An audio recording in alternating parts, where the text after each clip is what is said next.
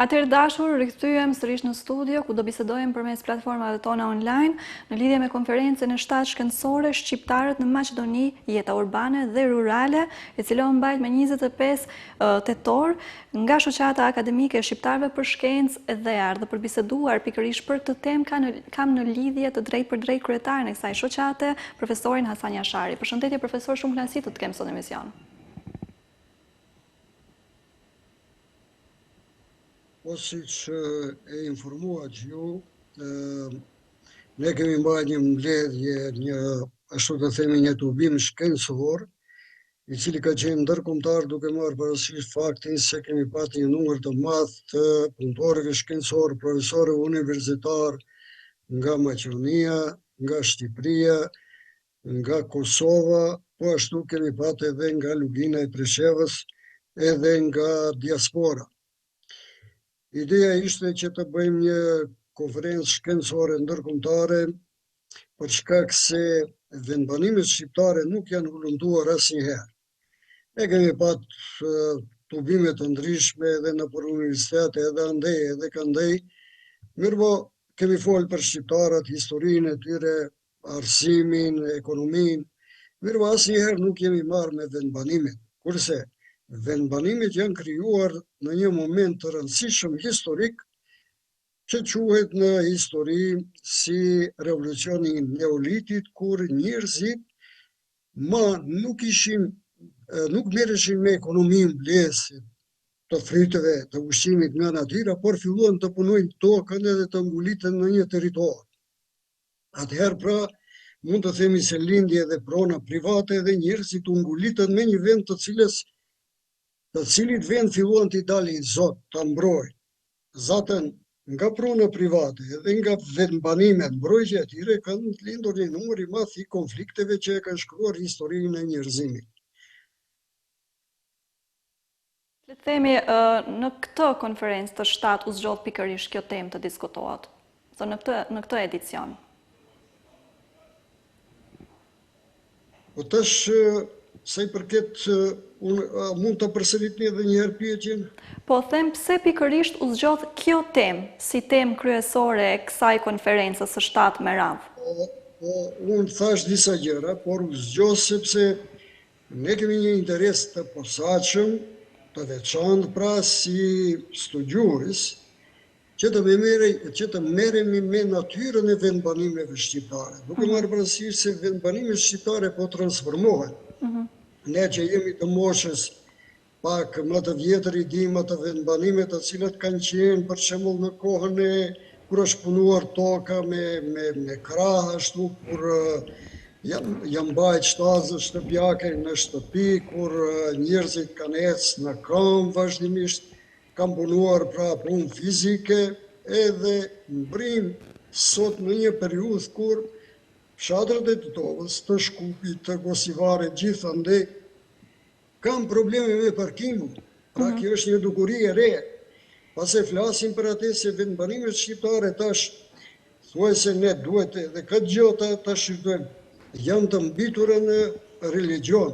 Nuk ka çerdhe për fëmijë, ndërtohen vazhdimisht xhamia të cilët gjithë më pak kanë më pak njerëz, sepse popullsia po largohet, po shpopullohen dhe vazhdimisht vendbanimet shqiptare, sidomos në zonat rurale, por edhe në ato urbane, sepse edhe në ato urbane kemi pjesë rurale, në tonë që i gjasojnë katundit.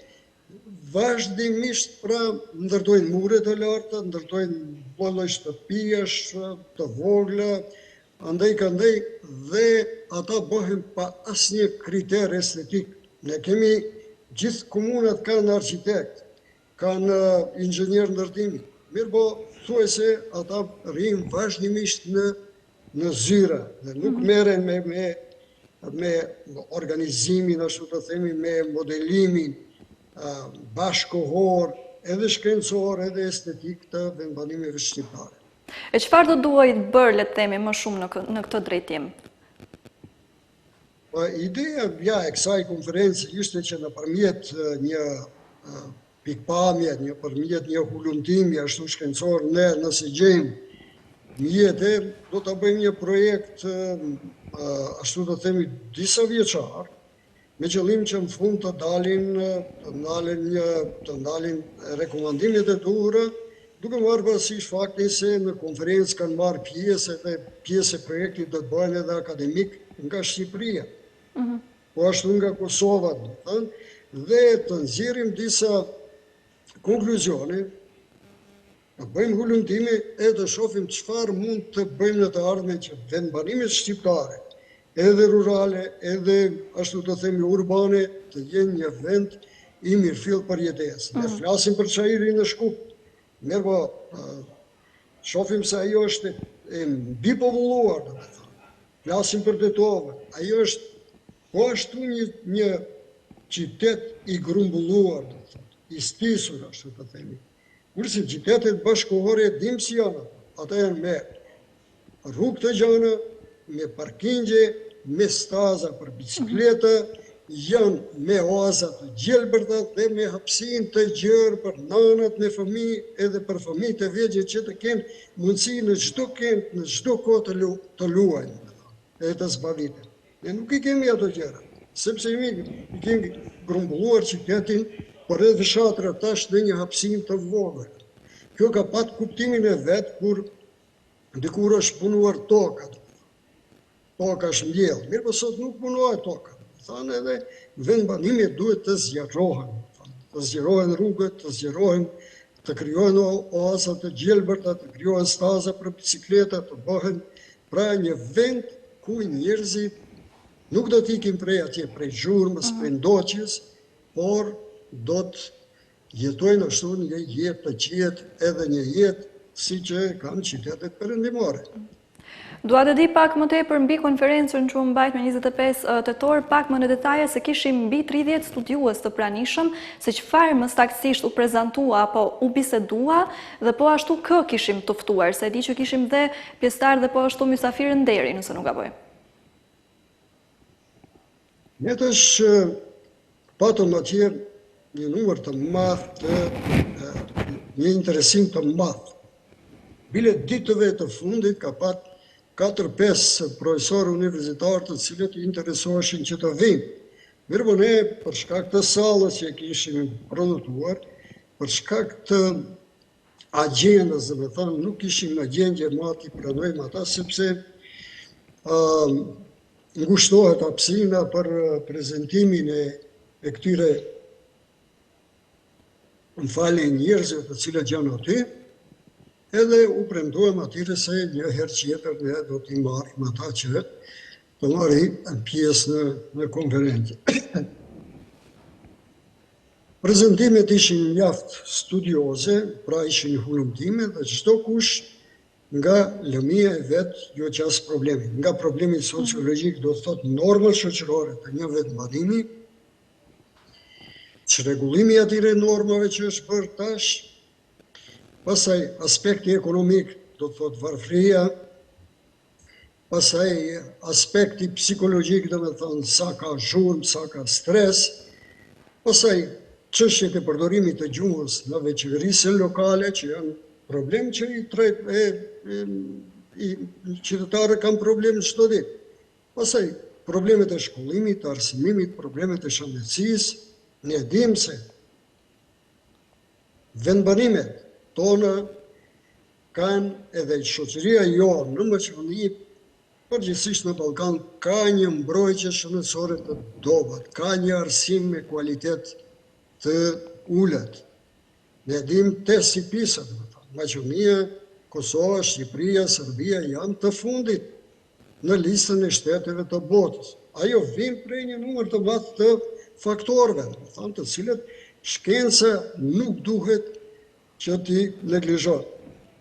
Ne theksuam edhe një gjë, se çdo vend të botës, sidomos në Europën perëndimore, Shtetet e Bashkuara të Amerikës, dia një pasuri e madhe njerëzimit, e shtetit. Njerëzit e ditur kanë vlerën e vet, është resurs që shteti e kërkon. Te ne, njerëzit e ditur, a janë mjek ato, a janë profesor, a janë inxhinier, a janë ekolog, a janë ekonomist, jurist, nuk i duhen. flasim për njerëzit të talentuar, të ditur, profesor universitar, nuk I duhen as kryetarit të komunës, as deputetit, as ministrit, as biznesit. Këtu të ne çdo gjë, çdo kush e din, domethënë, është I ditur. Edhe po që se mundohesh dikujt nga lamia ime, për shembull I tregoj, çdo gjë, ai më njëherë fillon ligjërat edhe din më tepër se unë, domethënë. Kjo nuk është mirë. Ju kuptoj, çfarë do duhet të ishte hapi I radhës në këtë drejtim dhe shoqata planifikon të ndërmerr ndonjë hap apo ka diçka plan, po ashtu të vazhdoj me këtë temë apo do të vazhdoj me konferencën e radhës?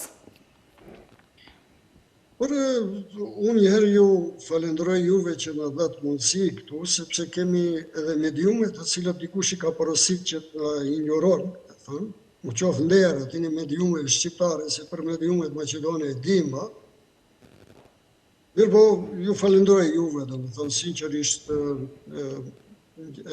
kështu tregoni një bujari, se përket këti organizatës tonë, ne jemi shoqat, e regjistruar si shoqat.